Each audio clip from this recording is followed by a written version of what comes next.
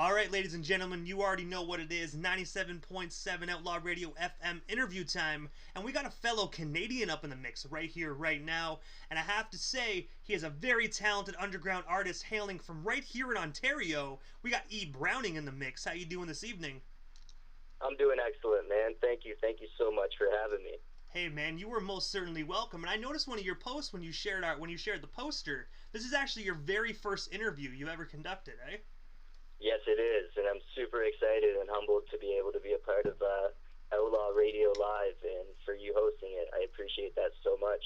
Hey man, first and foremost, I say you're most certainly welcome, man. I look at it as no matter how many big individuals I interview, I always try and look for an amazing amazing up and coming talent like yourself, man. You have bars. You are the definition of real hip hop, man. So of course I had to welcome you on the station. Oh, thank you so much, man. So I have to ask you, man, like, what made you decide to get into the music industry from the beginning? Well, when I first started to get into music, it was actually I had a couple of coworkers who I worked with at the Keg, and they were in a heavy metal band, and they didn't have a vocalist, and they were in heavy metal, so I ended up telling them that I can rap, and we ended up just kind of forming together, and we ended up doing about 10 or 15 shows locally, and I mean I was not nearly as good as I am today. It's funny looking back at it, the progress of only 3 or 4 years, how far you can come. So that's how I got into it, kind of just for fun, doing it locally. Like when you got into the heavy metal part of things, like did you think you'd go get into hip hop, or were you actually trying to get into like the heavy metal part of things? Well, I was just kind of trying to do something to pass the time that I was passionate about. I never really thought I was going to be the next hip-hop artist or take it as serious as I did until really I had an artist who I don't mess with anymore. Things went downhill, but he asked me to feature with him, and I was like, yeah, no problem. I haven't done anything with my old band, and I'm looking to do stuff myself, so he ended up asking me if I wanted to do a song. We ended up, I invited him down, and 15 minutes later, we had a song completed. It got, over 2,000 views fairly quick, and I got him 5 shows with me, and then that was including Rich Homie Quan and a couple of other shows like Evil Ebenezer, who's actually got a #1 song right now in Canada, or album with Mercury's Force of Habit. So it was pretty crazy to think about. Oh man, and Mercury's is such a phenomenal artist as well, man. Like you can't go wrong with Mercury's. Oh, he's like one of the best Canadian like spitters for sure. And also, you were featured on BGAT's song called Outcome, along with CPR. I have to ask you, how did that connection come to be with them, and what was it like working together? Well, BGAT, he actually is a part of New Breed, and New Breed has 3 members. They are Deranged, Dub, and BGAT, and they're from Windsor, and that's where I'm living right now. And I always went to hip-hop shows. I've seen Obi Trice, Mercules, and many other of these artists in Windsor, and New Breed would always open up for them. And they asked me, are you an artist? Like, do you rap? I always see you here. And I was rapping, but I wasn't fully prepared to jump up on there myself. And once I was, they had showed me nothing but love. And B-Dad actually is pretty much my neighbor. He lives about like 5 minutes away from me. So he asked me if I wanted to jump on a track, and I said absolutely. And CPR, he's another local artist. He's from a group called Riot, Rebellious Youth of Theory. And they have quite a few members in their group, and one of their DJs, DJ Hayes, I'm going to be working on a project with him actually. It's coming up very shortly. That's what's up, man. I also noticed you're going to be doing a concert as well, I believe, with Onyx. But unfortunately, due to the COVID-19 pandemic, man, that's some pretty shiesty type shit, man. Like, I want to ask, like, after the pandemic, is it actually going to be happening again? And if so, like, do you guys have an idea of when that concert's going to be happening? Yeah, actually, the Onyx show, that one was the last show that I got to perform at. That one did go through up in Oshawa, and I was able to still perform that one. It was an amazing show. Actually, I got to give some ganja to Sticky Fingers while he was up on stage rapping, and it was a really cool experience. Um, Actually, Peter Jackson from Toronto, he just released a song with Fetty Wap there recently. He's the one who reached out to me and his company, Nino Nickel Entertainment, and they have been showing me nothing but love. So that's how I got that show. It was amazing to be able to be up on the stage with Fred Rostar and Sticky Fingers. It was one of my best experiences. Hey man, it's not every day Sticky Fingers actually gets to smoke your weed, so that's pretty dope. Absolutely. But about these canceled shows, I had a show that was got canceled for sure. It was Ritz that was supposed to happen on May 23rd, and that one has not been rescheduled yet, just due to he has other tours. Being such a successful artist like himself, I know he's going on tour with Tech Nine once everything does open back up. But I also had a show with Chris Webby. I was going to be a special guest and the only opener for that event, which got postponed until August 1st as of right now, and they added Jaron Benton onto the list as well. That's what's up, man. I really do hope it actually gets rescheduled for you, just because you're a very talented individual, and those are some really big acts that really could boost your career. So I really am pulling for you, man, that they really do reschedule them and put you back up on the lineup as well. Thank you so much. Yeah, I'm really hoping so as well. It's really crazy to think about, going back 9, 10 years and listening to these artists and, not realizing how much of an influence they can actually be. And then when an opportunity arises from, busting your ass and working hard and you're up on stage with them, it's really unbelievable to think about. And also, you did some work with Young B. I have to ask you, how did you get connected with him? And like, what was it like working with him? Young B actually, he's from Chatham, which is my hometown. I was born in London, but lived and raised in Chatham. And when I was doing local shows, he was one of the artists who was also, on his grind and constantly, getting better each show. And he asked me if I wanted to work with him, and I said absolutely. We both got that passion and grind, and he sent me the beat with the hook, and we didn't actually get together for that one just because it was during this COVID time. So he just sent me the work and I sent it back to him. But yeah, we've definitely got some good vibes together. He's a really good guy. And if anybody's listening, go check out Young B on Spotify and Facebook. And also, last year you were a part of the 2019 Hip Hop Aware album. Can you tell us a bit more about that album and how did it come to be for you for that project? Yeah, actually, there's this artist. His name's Big Papa Knot, and he was hosting this event. It was for mental health and suicide prevention, and that's something that hits home for me. It's something that I've been overcoming, and I'd like to say I've overcome it, but times are always hard, and you got to have people to look out for you and be there for you. And I wanted to spread my awareness and show up to that event. And a part of that was me getting a song that got put onto an album. So it was really something that was personally influenced that I really wanted to be a part of.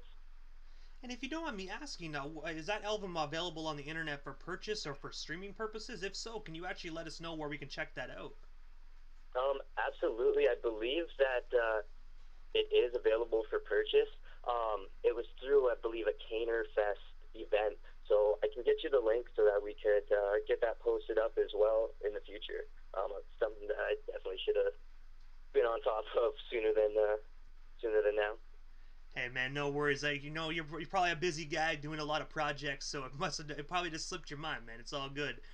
But yeah, honestly, if everybody just search it up and try and find it, because it sounds like an album that's actually really good for like just mental health awareness.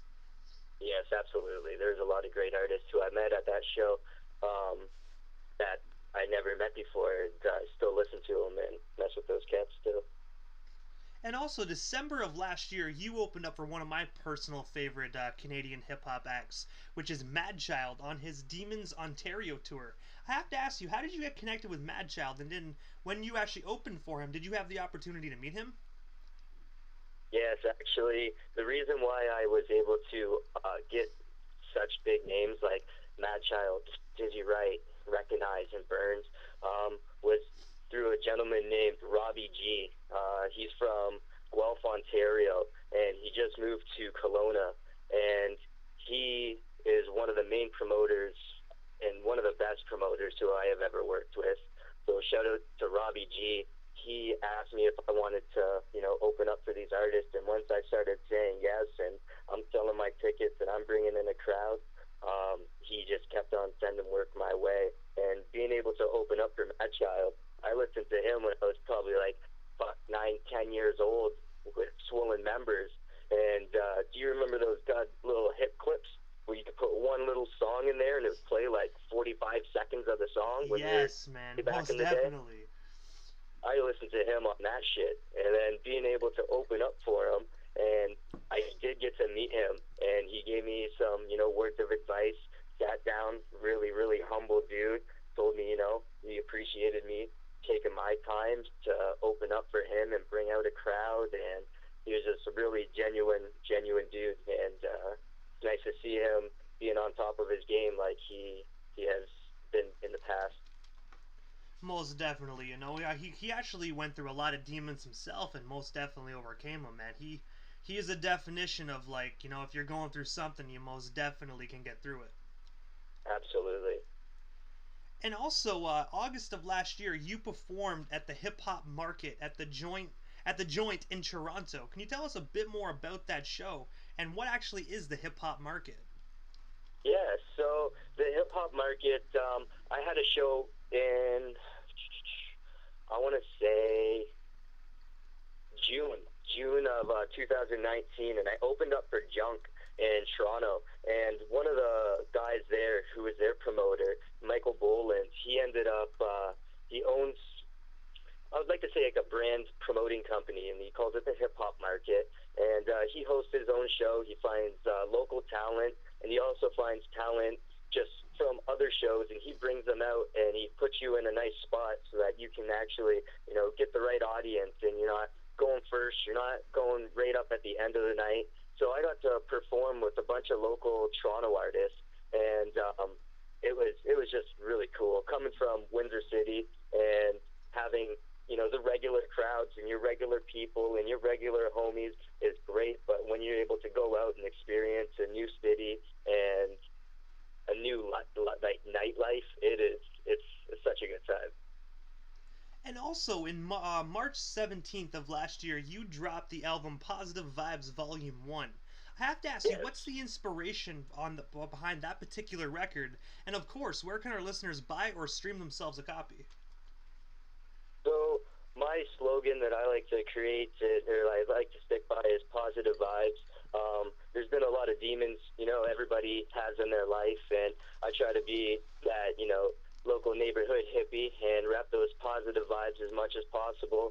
And the artist that I was working with, me and him, we just couldn't really decide on a name at the time. So I was like, let's, do Positive Vibes Volume 1. If we drop some more collab work, we'll do Positive Vibes Volume 2.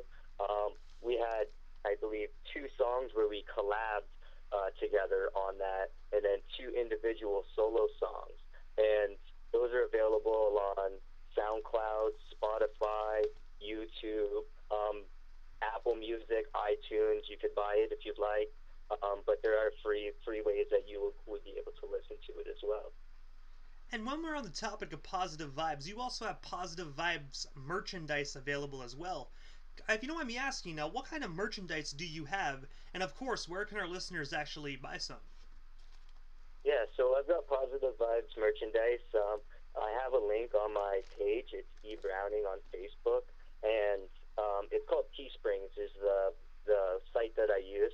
If you search on Teesprings E Browning or just Positive Vibes, it should come up for either of them. I do have some things that are fairly cheap, like stickers, I've got coffee mugs. You can get yoga pants for females. I have premium hoodies with pockets in the front. I've got wife beaters, long sleeve T-shirts, and I'm working on trying to get some hats and other items right now. But I didn't want to overwhelm myself nor people by having so many options. So you can always go on to Teesprings and search E Browning or Positive Vibes. And right now, actually, if you were to purchase anything, you can use the code SAVE10 and you'll get 10% off of your entire order. And also, March of this year, you were actually featured on the song "Up All Night" by Shy Fox. If you don't mind me asking, how did you and Shy Fox get connected? And of course, where can our listeners actually take a listen to that track? Yeah, so Shy Fox is actually a good friend of mine.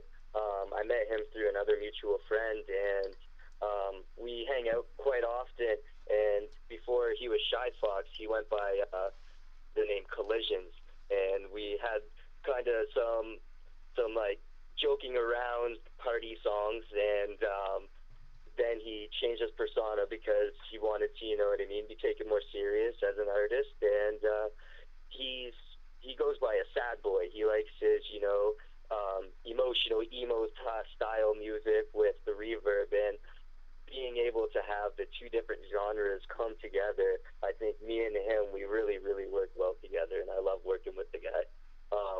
All of our stuff is available if you go to Spotify and search Shy Fox, or you can go and find it on my Spotify as well on featured. But we both promote through 185 different streaming sites. So almost anywhere that you can think of that you're using, we got you covered. And I do have to ask this: do you think down the road, yourself and Shy Fox might do a collaboration record? Yeah, I could definitely see that happening. I could definitely see something like that happening. It's really tough right now because a lot of people are on lockdown, and we have COVID, so it's really tough to get together and sit down to work on the album and get that perfect vibe. But we still don't have any issues, creating it. It just makes it a little bit more difficult having those restrictions.